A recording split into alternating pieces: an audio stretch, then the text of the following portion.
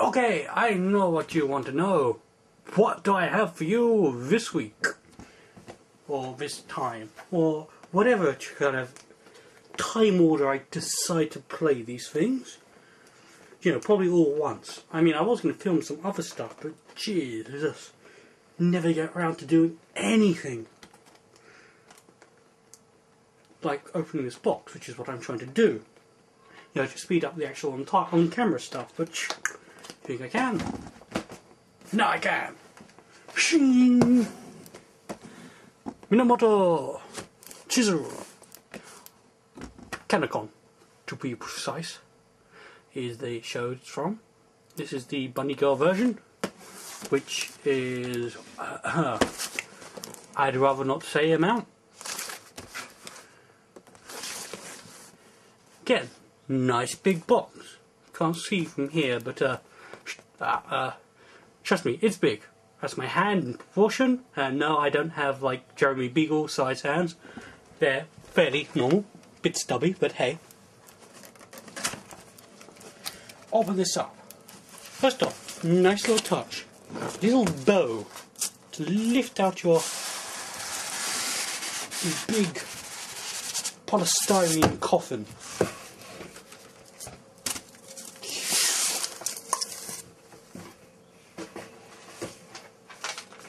Little warning leaflet or something for those who can actually read Japanese, unlike me, who can spend some while, can't even get hiragana right.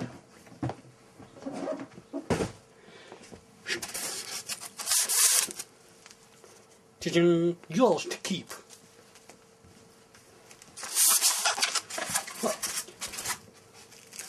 Now here we have the full kit of the model. Yeah, there are actually more compartments in here than there are in most toolkits. It's a fairly simple base, but hey, that's fine. I quite like simple bases. I don't particularly like bases at all, to be honest. I'd love it if models were freestanding, except that you just can't really do that in most cases. You got your balance issues. I'm going to spend ages cleaning up little bits of polystyrene and plastic packaging. Your choices of hair. Oh, and hair. Funny hair. That was bad. Actually, in my case, it's going to have to be the Fox Girl book. I've got a thing for Fox Girls, as people might or might not know. It'll take too long to explain. It's actually the only reason I've watched Kanekon.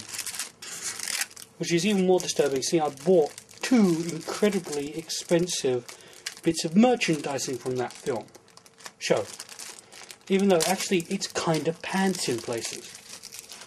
I did read the first few chapters of the manga, and that seemed to be slightly better paced, but hey, such is life. Very nice tale.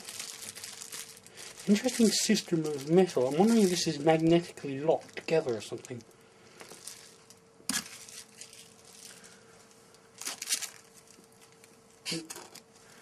Gotta love that.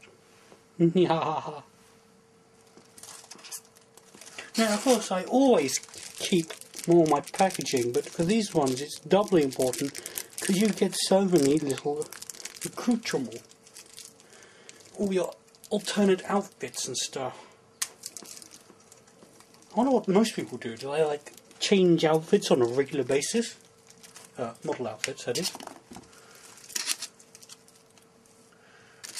The removable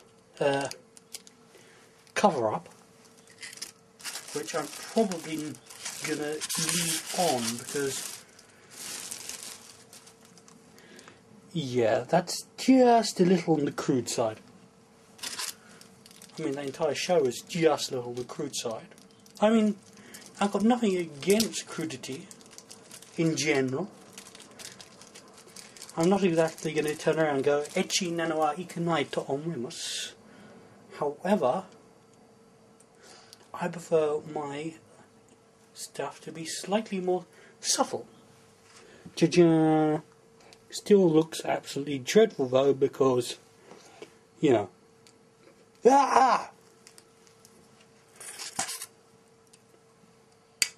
Oh god, yes, that is definitely magnetic. It practically flew across the room to connect into that. It's slightly difficult to come together. Actually, it's weird when they come together. Flying in to lock into place. Wow, you know, that's obviously the wrong way around.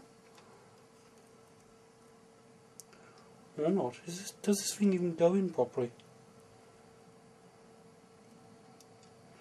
First puzzle of the day, how the hell does this tail section stay in? Apparent answer is it doesn't.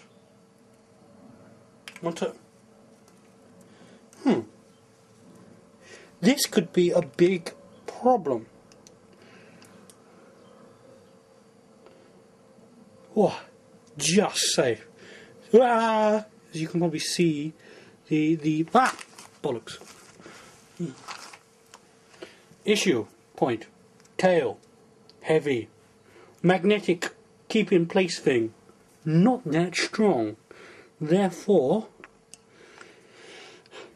gun tie.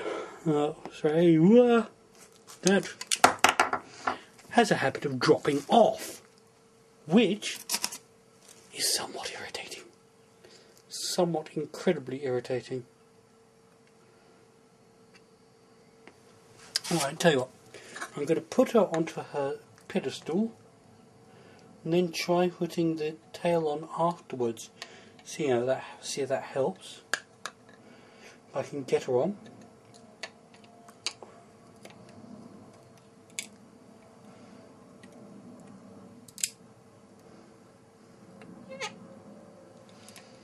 So the problem with a lot of these things, they don't really go into place properly.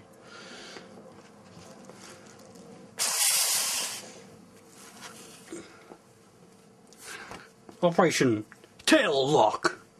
Teet, teet, teet, teet, teet. Think Russian.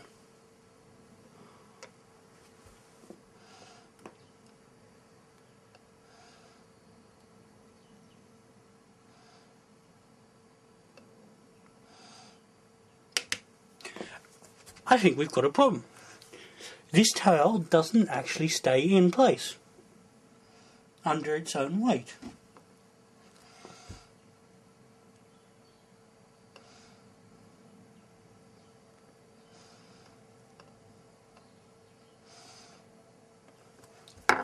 This calls for drastic action.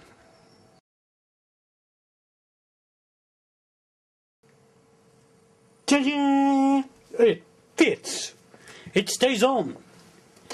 And the secret to my success. Pritt stick, the non-sticky sticky stuff. Yes, you put a little bit in the socket and then place the item in. It's not as harsh as super glue, so you can change the model later, but it's just enough that you can see that stays on, even under slight impact, which is kind of what you want. I don't want all my tails dropping off the moment I bump into the thing. And overall, you know, this is a pretty good model. The hair's a bit flippy, but hey, it's hair. It's meant to be a bit floppy. The outfit is slightly on the cartoonish level. You can see all the black lining has been left in to sort of emphasise that it's creased, but actually it kind of suits the look here. The whole show is slightly over the top, so it's quite normal that the model will be as well. I think I'll definitely leave the front on. When it comes off, it's a bit tacky. Almost amazing for me to say that, but hey, it's the truth. Well, maybe sometimes I'll have it off. This is of course the alternate Moneygirl version, but all you really need to know about that is this. It's almost identical, just with bunny ears, and I prefer foxes. This is another one where I think I'm going to have to be keeping this forever.